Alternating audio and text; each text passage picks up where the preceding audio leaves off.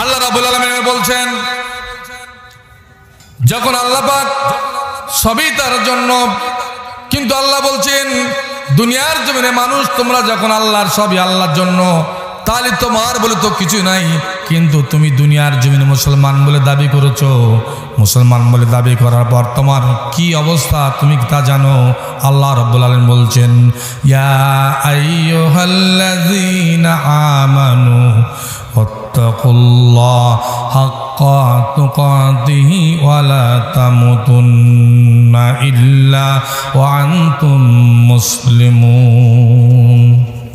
ইয়া আইয়ুহাল্লাযীনা আমানু, আল্লাহ তোকে বলতে পারতো ইয়া আইয়ুহান নাস, হে লোক সকল। আল্লাহ মোমেনদের বলছে ইয়া আইয়ুহাল্লাযীনা আমানু, হে মোমেনরা, হে ইমানদাররা, ওয়াত্তাকুল্লাহ। এ ভাই ভয় করে কারা? আল্লাহর। কারা ভয় করে? মাঠের লোক, ঘাটের লোক, বেদিন, কাফের, বেঈমান। ভয় করে কারা? মোমেনরা। তাই আল্লাহ বলছে ইয়া আইয়ুহাল্লাযীনা আমানু ওয়াত্তাকুল্লাহ, তোমরা ভয় করো, ভয় করার মতো ভয় করো।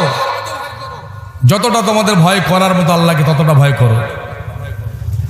ওয়ালা তামুতুন্না ইল্লা ওয়া আনতুম মুসলিমুন, ততক্ষণ পর্যন্ত তোমরা মরো না যতক্ষণ পর্যন্ত তোমরা মুসলমান না হবে।